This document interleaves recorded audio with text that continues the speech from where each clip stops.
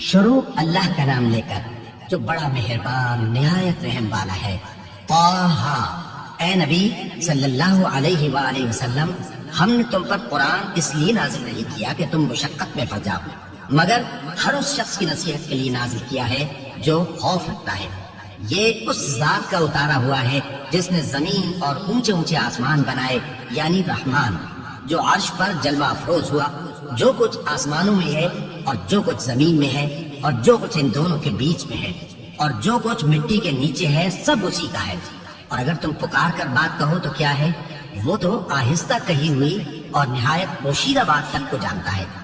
اللہ وہ معبود برحق ہے کہ اس کے سوا کوئی معبود نہیں ہے، اس کے سب نام اچھے ہیں۔ اور کیا تمہیں موسیٰ کے حال کی خبر ملی ہے؟ جب انہوں نے آگ دیکھی تو اپنے گھر والوں سے کہا کہ تم یہاں ٹھہرو، میں نے آگ دیکھی ہے، میں وہاں جاتا ہوں، شاید اس میں سے میں تمہارے پاس انگارہ لاؤں یا آگ کے مقام سے اپنا راستہ معلوم کر سکوں۔ پھر جب وہ وہاں پہنچے تو آواز آئی کہ اے موسیٰ، میں تو تمہارا پروردگار ہوں، تو اپنے جوتے اتار دو، تم یہاں پاک میدان یعنی طویٰ میں ہو، اور میں نے تم کو منتخب کر لیا ہے، تو جو حکم دیا جائے اسے سنو۔ بے شک میں ہی اللہ ہوں، میرے سوا کوئی معبود نہیں، تو میری عبادت کیا کرو اور میری یاد کے لیے نماز پڑھا کرو۔ قیامت یقیناً آنے والی ہے، میں چاہتا ہوں کہ اس کے وقت کو پوشیدہ رکھوں تاکہ ہر شخص جو کوشش کرے اس کا بدلہ پائے۔ تو جو شخص اس پر ایمان نہیں رکھتا اور اپنی خواہش کے پیچھے چلتا ہے، کہیں تم کو اس کے یقین سے روک نہ دے، تو اس صورت میں تم ہلاک ہو جاؤ۔ اور اے موسیٰ، یہ تمہارے دانے ہاتھ میں کیا ہے؟ انہوں نے کہا، یہ میری لاٹھی ہے، اس پر میں ٹیک لگاتا ہوں اور اس سے اپنی بکریوں کے لیے پتے جھاڑتا ہوں، اور اس میں میرے اور بھی کئی فائدے ہیں۔ فرمایا کہ موسیٰ اسے زمین پر ڈال دو، تو انہوں نے اس کو ڈال دیا اور وہ یکایک صاف بن کر دوڑنے لگا۔ فرمایا کہ اسے پکڑ لو اور ڈرنا مت، ہم اس کو ابھی اس کی پہلی حالت پر لوٹا دیں گے، اور اپنا ہاتھ اپنی بغل میں دبا لو کہ وہ کسی ہے وہ بیماری کے بغیر سفید چمکتا دمکتا نکلے گا۔ یہ دوسری نشانی ہے تاکہ ہم تمہیں اپنے بڑے بڑے نشانات دکھائیں۔ تم فرعون کے پاس جاؤ کہ وہ سرکش ہو رہا ہے۔ کہا، اے میرے پروردگار، اس کام کے لیے میرا سینہ کھول دے اور میرا کام آسان کر دے اور میری زبان کی گرہ کھول دے تاکہ وہ میری بات سمجھ لے، اور میرے گھر والوں میں سے ایک کو میرا وزیر یعنی مددگار مقرر فرما، یعنی میرے بھائی ہارون کو۔ اس سے میری کمر کو مضبوط کر اور اسے میرے کام میں شریک کر تاکہ ہم تیری بہت سی تسبیح کریں اور تجھے کثرت سے یاد کریں۔ تو ہم کو ہر حال میں دیکھ رہا ہے۔ فرمایا، موسیٰ، تمہاری دعا قبول کی گئی، اور ہم نے تم پر ایک بار اور بھی احسان کیا تھا جب ہم نے تمہاری والدہ کو الہام کیا تھا جو تمہیں بتایا جاتا ہے۔ وہ یہ تھا کہ اسے یعنی موسیٰ کو صندوق میں رکھو، پھر اس صندوق کو دریا میں ڈال دو تو دریا اس کو کنارے پر ڈال دے گا، اور میرا اور اس کا دشمن اسے اٹھا لے گا۔ اور موسیٰ، میں نے تم پر اپنی طرف سے محبت ڈال دی، اور اس لیے کہ تم میرے سامنے پرورش پاؤ۔ جب تمہاری بہن وہاں فرعون کے ہاں گئی اور کہنے لگی کہ میں تمہیں اس کا پتہ دوں جو اس کو پالے پوسے، تو اس طریق سے ہم نے تم کو تمہاری ماں کے پاس پہنچا دیا تاکہ ان کی آنکھیں ٹھنڈی ہوں اور وہ رنج نہ کریں۔ اور تم نے ایک شخص کو مار ڈالا تھا تو ہم نے تم کو غم سے نجات دی، اور ہم نے تمہاری کئی بار آزمائش کی، پھر تم کئی سال اہل مدین میں ٹھہرے رہے۔ پھر اے موسیٰ، تم ایک اندازے پر آ پہنچے اور میں نے تم کو اپنے کام کے لیے بنایا ہے، تو تم اور تمہارا بھائی دونوں ہماری نشانیاں لے کر جاؤ اور میری یاد میں سستی نہ کرنا۔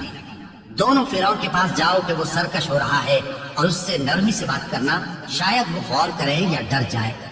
دونوں کہنے لگے کہ اے ہمارے پروردگار، ہمیں خوف ہے کہ وہ ہم پر زیادتی کرنے لگے یا زیادہ سرکش ہو جائے۔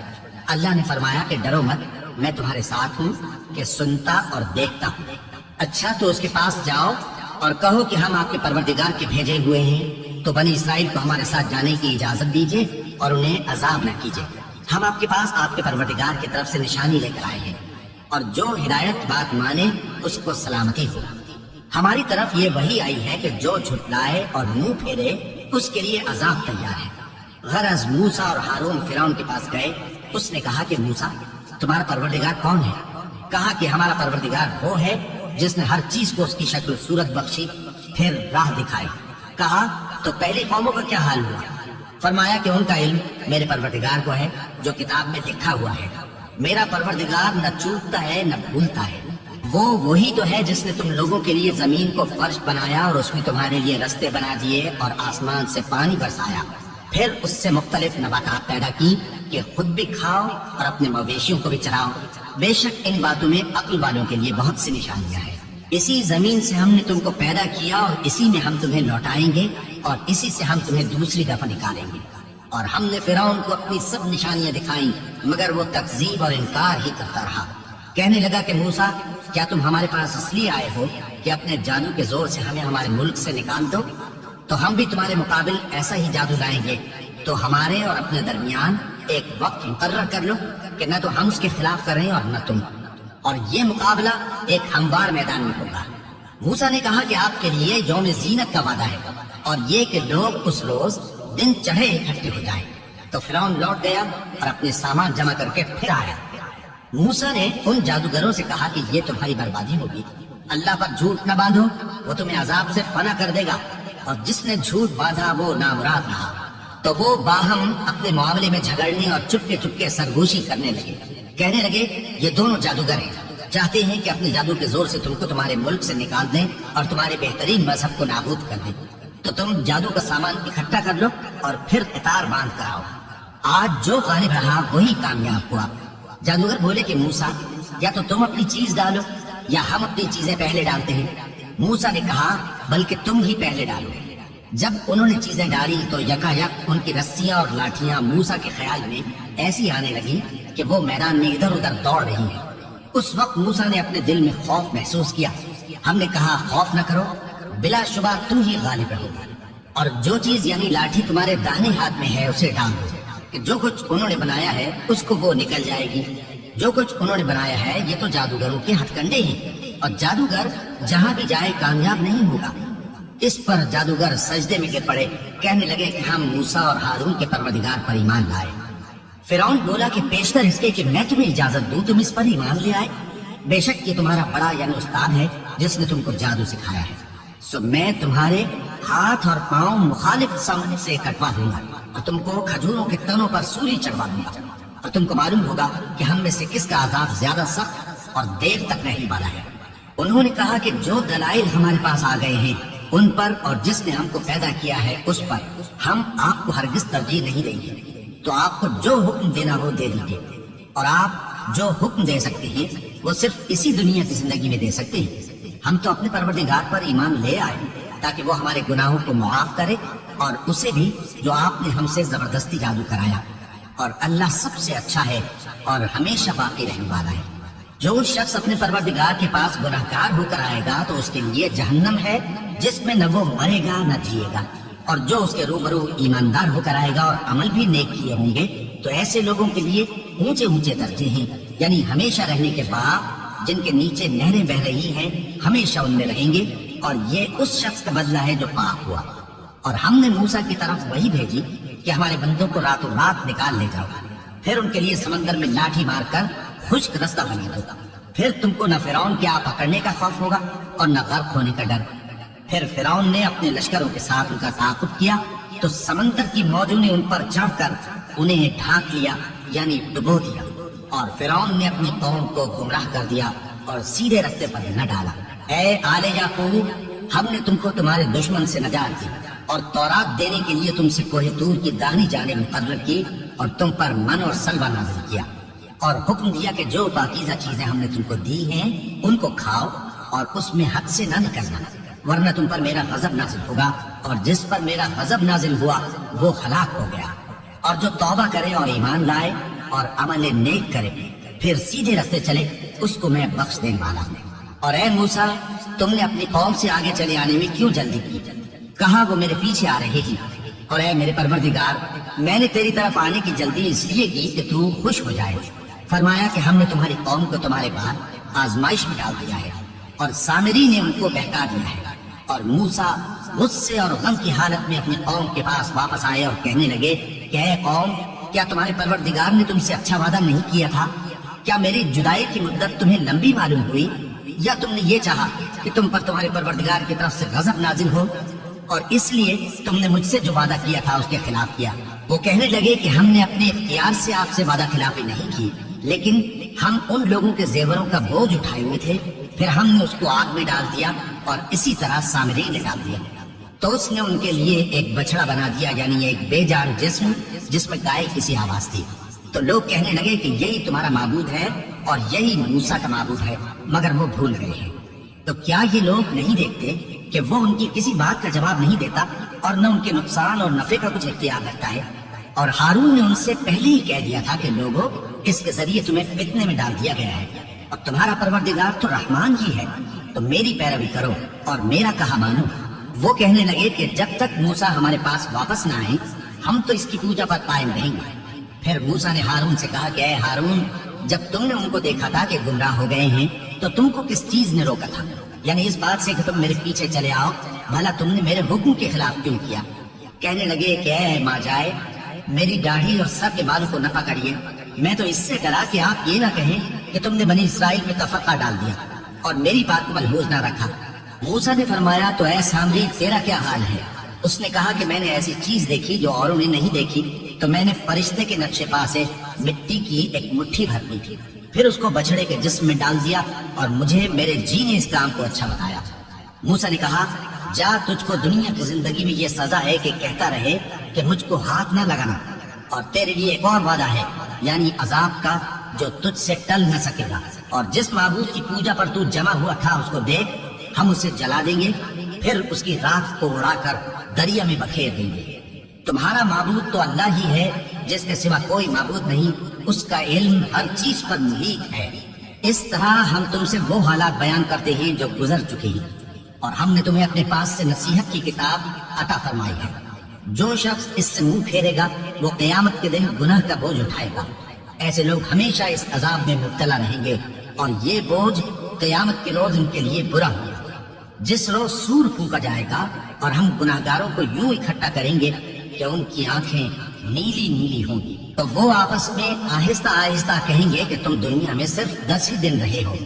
جو باتیں یہ کریں گے ہم خوب جانتے ہیں۔ اس وقت ان میں سب سے اچھی راہ والا یعنی عاقل و ہوشمند کہے گا کہ نہیں، بلکہ صرف ایک ہی روز ٹھہرے ہو۔ اور اے نبی صلی اللہ علیہ وآلہ وسلم، لوگ تم سے پہاڑوں کے بارے میں دریافت کرتے ہیں، کہہ دو کہ میرا رب ان کو راکھ بنا کر بکھیر دے گا، پھر زمین کو ہموار میدان کر چھوڑے گا جس میں تم کوئی نشیب و فراز نہ دیکھو گے۔ اس روز لوگ پکارنے والے کے پیچھے چلیں گے اور اس کی پیروی سے انحراف نہ کر سکیں گے، اور رحمان کے سامنے آوازیں پست ہو جائیں گی، تو تم ایک ہلکی آواز کے سوا کوئی آواز نہ سنو گے۔ اس روز کسی کی سفارش کچھ فائدہ نہ دے گی مگر اس شخص کی جسے رحمان اجازت دے اور اس کی بات کو پسند فرمائے۔ جو کچھ ان کے آگے ہے اور جو کچھ ان کے پیچھے ہے وہ اس کو جانتا ہے، اور وہ اپنے علم سے اللہ کے علم کا احاطہ نہیں کر سکتے۔ اور اس زندہ و قائم کے روبرو منہ لٹک جائیں گے، اور جس نے ظلم کا بوجھ اٹھایا وہ نامراد رہا، اور جو نیک کام کرے گا اور مومن بھی ہوگا تو اس کو نہ ظلم کا خوف ہوگا اور نہ نقصان کا۔ اور ہم نے اس کو اسی طرح کا قرآن عربی نازل کیا ہے، اور اس میں طرح طرح کے ڈراوے بیان کر دیے ہیں تاکہ لوگ پرہیزگار بنیں یا اللہ ان کے لیے نصیحت پیدا کر دے۔ تو اللہ جو سچا بادشاہ ہے، عالی قدر ہے، اور قرآن کی وحی جو تمہاری طرف بھیجی جاتی ہے اس کے پورا ہونے سے پہلے قرآن کے پڑھنے میں جلدی نہ کیا کرو، اور دعا کرو کہ میرے پروردگار مجھے اور زیادہ علم دے۔ اور ہم نے پہلے آدم سے عہد لیا تھا مگر وہ اسے بھول گئے، اور ہم نے ان میں ارادے کی پختگی نہ پائی۔ اور جب ہم نے فرشتوں سے کہا کہ آدم کے آگے سجدہ کرو تو سب سجدے میں گر پڑے مگر ابلیس نے انکار کیا۔ اس پر ہم نے فرمایا کہ آدم، یہ تمہارا اور تمہاری بیوی کا دشمن ہے، تو یہ کہیں تم دونوں کو بہشت سے نہ نکلوا دے، پھر تم تکلیف میں پڑ جاؤ۔ یہاں تم کو یہ آسائش ہے کہ نہ بھوکے رہو نہ ننگے، اور یہ کہ نہ پیاسے رہو اور نہ دھوپ کھاؤ۔ پھر شیطان نے ان کے دل میں وسوسہ ڈالا اور کہا کہ آدم، بھلا میں تم کو ایسا درخت بتاؤں جو ہمیشہ کی زندگی کا باعث ہو اور ایسی بادشاہت کہ کبھی زائل نہ ہو؟ تو دونوں نے اس درخت کا پھل کھا لیا تو ان پر ان کی شرمگاہیں ظاہر ہو گئیں، اور وہ اپنے اوپر بہشت کے پتے چپکانے لگے۔ اور آدم نے اپنے پروردگار کے حکم کے خلاف کیا تو وہ اپنے مقصد سے بے راہ ہو گئے۔ پھر ان کے پروردگار نے ان کو نوازا تو ان پر مہربانی سے توجہ فرمائی اور سیدھی راہ بتائی۔ فرمایا کہ تم دونوں یہاں سے نیچے اتر جاؤ، تم میں بعض کے دشمن ہوں گے، پھر اگر میری طرف سے تمہارے پاس ہدایت آئے تو جو شخص میری ہدایت کی پیروی کرے گا وہ نہ گمراہ ہوگا اور نہ تکلیف میں پڑے گا، اور جو میری نصیحت سے منہ پھیرے گا اس کی زندگی تنگ ہو جائے گی، اور قیامت کو ہم اسے اندھا کر کے اٹھائیں گے۔ وہ کہے گا کہ میرے پروردگار، تو نے مجھے اندھا کر کے کیوں اٹھایا؟ میں تو دیکھتا بھالتا تھا۔ اللہ فرمائے گا کہ ایسا ہی چاہیے تھا، تیرے پاس ہماری آیتیں آئیں تو تو نے ان کو بھلا دیا، اسی طرح آج ہم تجھ کو بھلا دیں گے۔ اور جو شخص حد سے نکل جائے اور اپنے پروردگار کی آیتوں پر ایمان نہ لائے، ہم اس کو ایسا ہی بدلہ دیتے ہیں، اور آخرت کا عذاب بہت سخت اور ہمیشہ باقی رہنے والا ہے۔ تو کیا یہ بات ان لوگوں کے لیے موجب ہدایت نہ ہوئی کہ ہم ان سے پہلے بہت سے فرقوں کو ہلاک کر چکے ہیں جن کے رہنے کے مقامات میں یہ چلتے پھرتے ہیں؟ عقل والوں کے لیے اس میں بہت سی نشانیاں ہیں، اور اگر ایک بات تمہارے پروردگار کی طرف سے پہلے صادر اور جزائے اعمال کے لیے ایک میعاد مقرر نہ ہو چکی ہوتی تو نزول عذاب لازم ہو جاتا۔ بس جو کچھ یہ بکواس کرتے ہیں اس پر صبر کرو، اور سورج کے نکلنے سے پہلے اور اس کے غروب ہونے سے پہلے اپنے پروردگار کی تسبیح و تحمید کیا کرو، اور رات کی کچھ گھڑیوں میں بھی اس کی تسبیح کیا کرو، اور دن کے مختلف اوقات یعنی دوپہر کے وقت بھی، تاکہ تم خوش ہو جاؤ۔